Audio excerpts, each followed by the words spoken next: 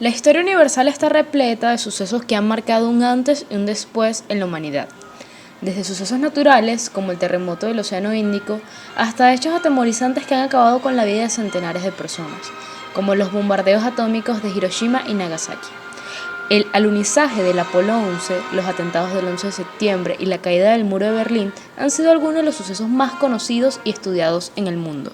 Sin embargo, mucho antes de que todos los sucesos mencionados ocurrieran, el mundo se vio invadido por la ira, el miedo, la oscuridad y la esperanza.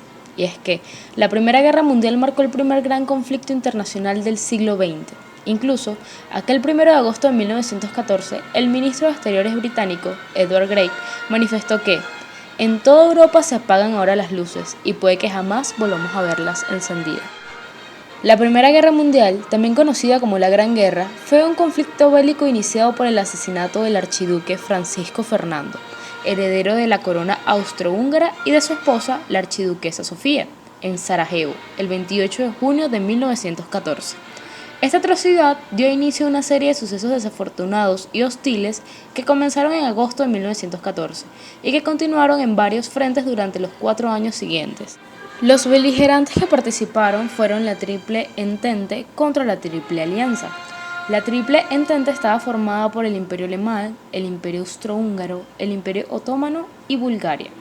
La Triple Alianza, por otro lado, estaba integrada por el Imperio Ruso, el Imperio Británico, el Imperio del Japón, Francia, Serbia, Rumania, Bélgica, Italia y Estados Unidos, como también Portugal, Grecia y Brasil.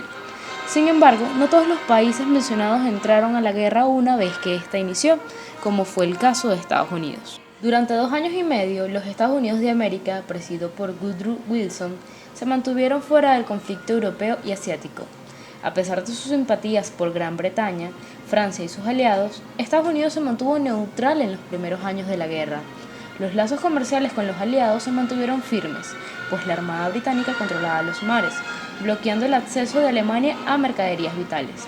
Alemania trató de romper el bloqueo naval aliado usando submarinos, con los que hundieron barcos militares, mercantes y civiles, entre ellos el Lusitania, un crucero de la línea Cunard en 1915. Entre los 1.198 pasajeros muertos había 128 estadounidenses. Mientras crecían las protestas internas exigiendo la intervención, en septiembre de 1915 Wilson consiguió que el gobierno alemán ordenara no hundir más buques de pasajeros sin previo aviso. De esta forma, Wilson mantuvo una suerte de cautela vigilante. Incluso, al año siguiente su campaña presidencial para la reelección tuvo como lema «Nos mantuvo fuera de la guerra». Algunos profesionales consideran que Wilson se mantuvo alejado de la guerra con el objetivo de ganar las siguientes elecciones presidenciales.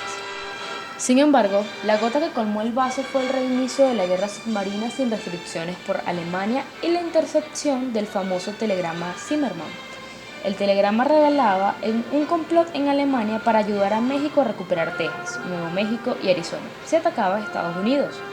Dado que el telegrama fue interceptado por el gobierno británico, el cual advirtió a Estados Unidos, algunos consideraron que el mensaje era una movida de los aliados para poner fin a la neutralidad promovida por Wilson.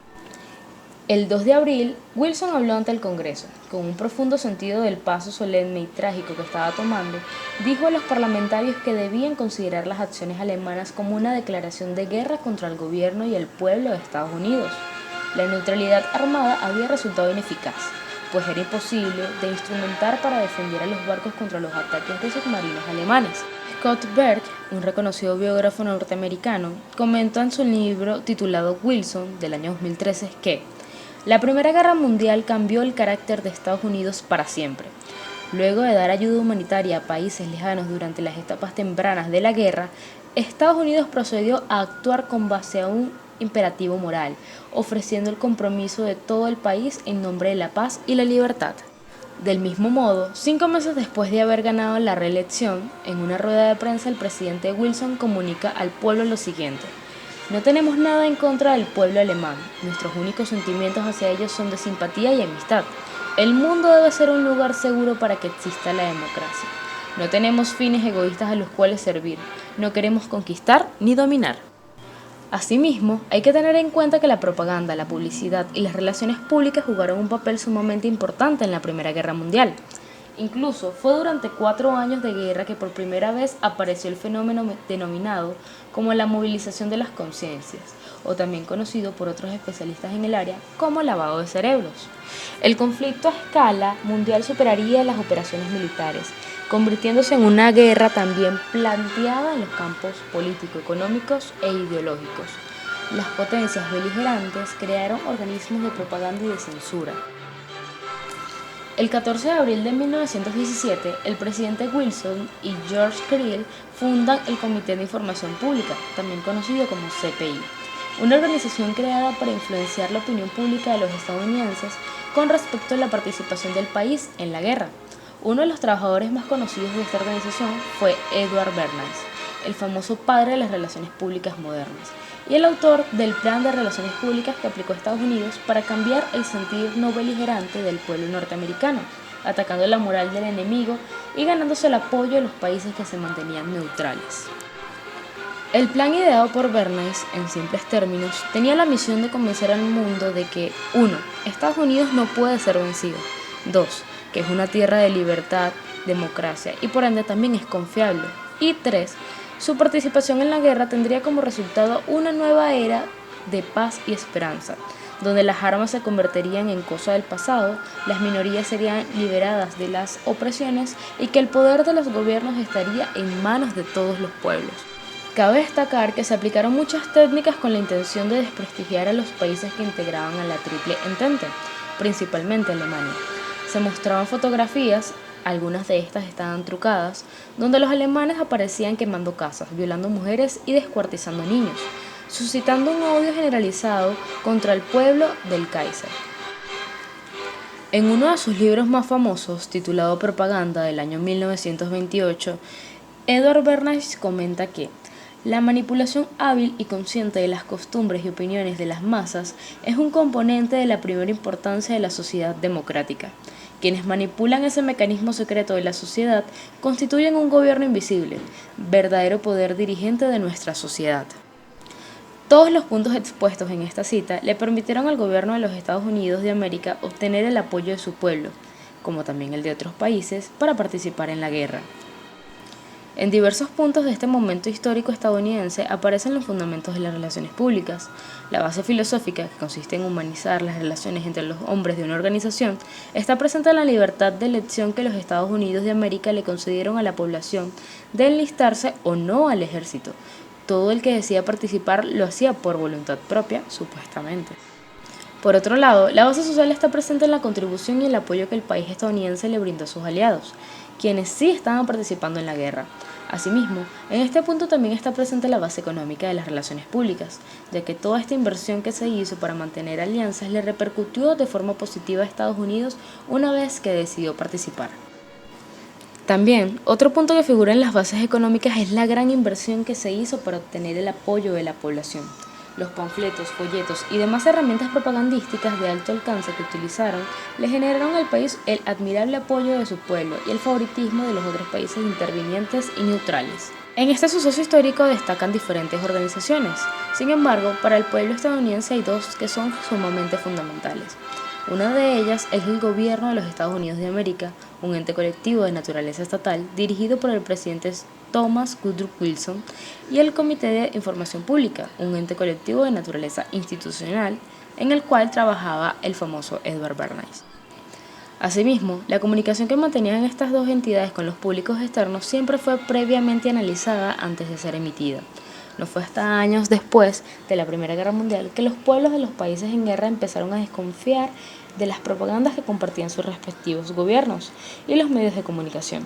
Y esto fue la consecuencia de haber ocultado información importante y haber manipulado con la intención de obtener una opinión pública positiva. Sin embargo, en su momento las acciones tomadas por el presidente Wilson fueron del gusto de los estadounidenses, o eso es lo que indicaron las entrevistas, testimonios y la enorme cantidad de inscritos en el ejército. La opinión pública obtenida en ese momento fue plenamente favorable para el gobierno de Estados Unidos, objetivo principal del plan de relaciones públicas aplicado. A través de los métodos propagandísticos aplicados, el gobierno de Estados Unidos consiguió cumplir con la misión de las relaciones públicas. Un claro ejemplo de ello es el papel fundamental que jugaron los carteles durante esta guerra, donde con dibujos se mostraban las atemorizantes acciones de los alemanes y donde también se insinuaba que era necesario ingresar a la guerra para poder vivir en libertad y paz. Uno de los carteles más famosos del tío Sam, que señalaba al espectador y decía "I want you", fue reciclado para la Segunda Guerra Mundial debido a su gran importancia en la primera. Asimismo, el plan de relaciones públicas creado por Bernays cumple con todos los puntos expuestos en el modelo de plan de crisis ideado por Dennis Wilcox, por lo que es notable su relación. Al igual que el plan wilcoxista, el plan aplicado por Bernays siguió un proceso en el que están presentes la investigación y el análisis, la formación de políticas, la comunicación y finalmente la retroalimentación. Wilcott sostiene que la investigación es el primer paso esencial para un plan de relaciones públicas, pensamiento que Bernays comparte y llega a aplicar, y es que Bernays se dedicó a estudiar los trabajos de su tío Sigmund Freud para poder crear una técnica propia que, en pocas palabras, consistía en lograr que las personas se comportaran de manera irracional una vez que se vinculaba un producto, o como es en este caso, políticas, con sus emociones y deseos más acendrados. El trabajo de Bernays y la presencia del Comité de Información Pública fueron un papel fundamental para los Estados Unidos de América en la Primera Guerra Mundial. Sin embargo, ocultar información y manipular la que era expuesta generó problemas futuros que afectaron la confianza del pueblo durante la Segunda Guerra Mundial. De igual forma, una vez que la guerra termina, el resultado obtenido fue la victoria de la Triple Entente, donde participaba Estados Unidos.